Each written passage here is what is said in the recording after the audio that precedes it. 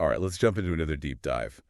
This time, it's the Colts and the Patriots, a game everyone was talking about. But we're not just here for the score, right? Nope, not just the score. We're going deeper, way deeper. This one had so much more to it. Yeah, you had these two totally different styles clashing. Almost like philosophical approaches, you know? Totally. You've got the Colts with Richardson, rookie QB, all about that high-energy kind of new age offense. And then, boom, the Patriots. Disciplined, methodical, like a well-oiled machine. Everyone wanted to see how Richardson would handle that Belichick defense. Oh, yeah. Huge pregame buzz. But let's not forget, the Colts have their own history. For sure. Yeah. They're no strangers to big games. Exactly. This wasn't some underdog story. This was two heavyweights. The first quarter starts, and it's cautious, like both teams are feeling each other out. Real chess match. But right away, you see what makes Richardson special. He's not just sitting in the pocket. He's moving around, making throws on the run. And that right there, that mobility, it messed with the Patriots, D. They had to adjust. And that's not their usual style, especially early on. Judon, that whole defense, usually so rock solid, they were having to think on their feet. And yet they held on. First quarter, it ends 3-3. Old school defensive battle. Yeah. Surprised a lot of people who were expecting, like, a crazy shootout. Yeah, New England, they went with their classic. Control the clock, short passes, let Stevenson grind it out. But even they knew that wasn't going to work forever. Oh, definitely not a long-term plan against a team like the Colts. And sure enough, second quarter, the Colts offense wakes up. Things start clicking. This is where Richardson goes beyond just running. He starts hitting those play-action passes. I love play action. So much deception. It's art. Fake the run, open up those passing lanes, and it works especially well when you've got a QB who's a real threat to take off running. And the Pats, they were biting on those fakes hard. Wide open receivers all over the place. And then, bam, Richardson hits Pittman Jr., 30-yard gain, sets up Jonathan Taylor for a TD run. Momentum shifted right there. The Colts showed they weren't just about one thing. They could run it down your throat and hit you with those big plays. Now, to the Patriots' credit, they tried to answer back. Stevenson kept pounding away. They tried those short passes to Hunter Henry.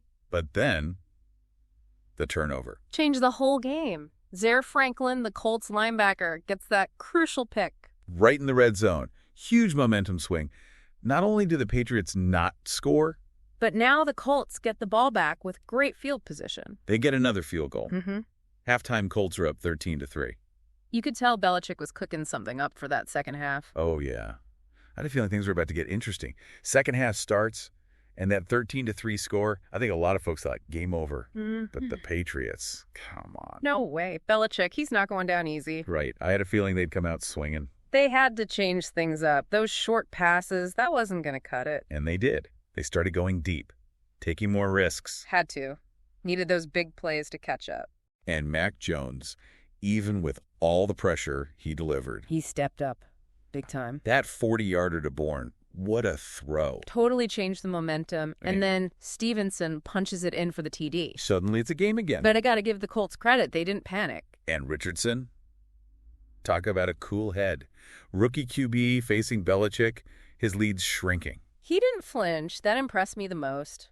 Took a few sacks, but never lost his composure. Yeah, and one of the wildest plays, he's about to get sacked. And then, poof, gone. Dodges a sack, throws a dime to Pierce for a big gain. It was like magic. Seriously, defenders all over him, and he just escapes. Throws a perfect pass while he's at it. That drive ends with another Taylor touchdown, and the Colts are back in control. Seemed like they'd weathered the storm, right? I thought so, but this is the NFL, man.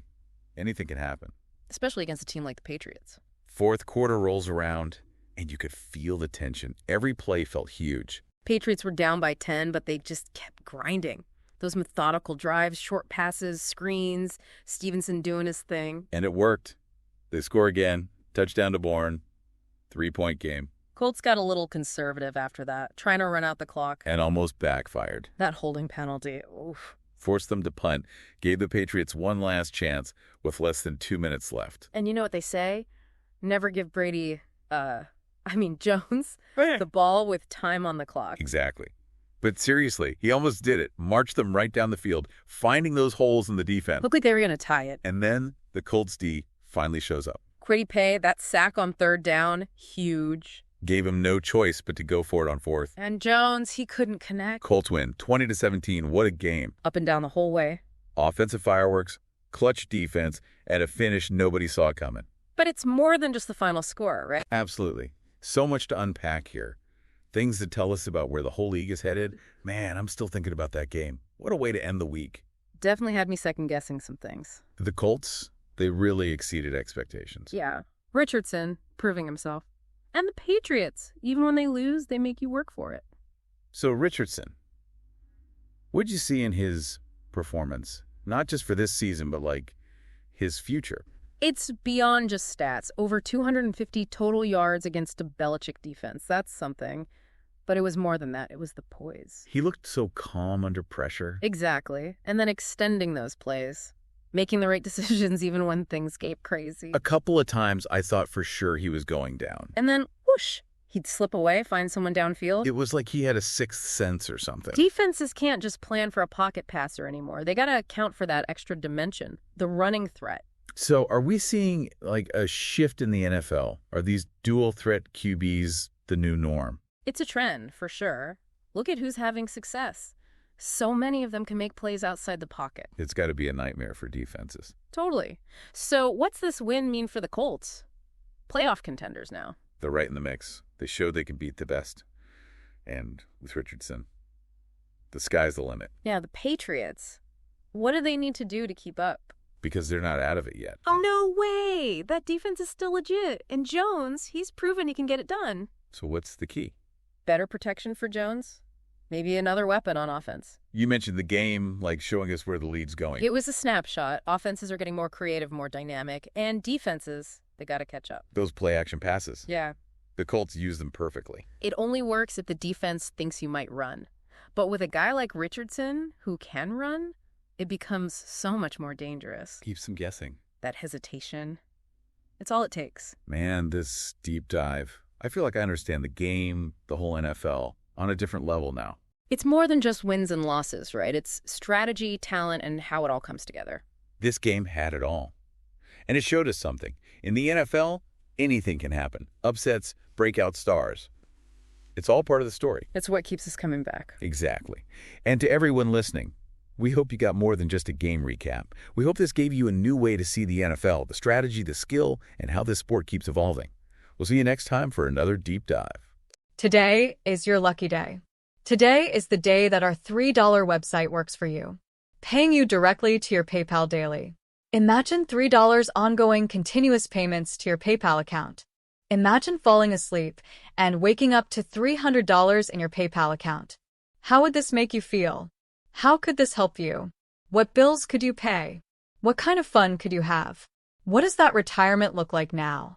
All for a one-time payment of $3. This website is DFY done for you, fully built and completely hosted, and never stops collecting payments for you. You have spent $3 on coffee on a regular, but that coffee won't help you create multiple streams of income.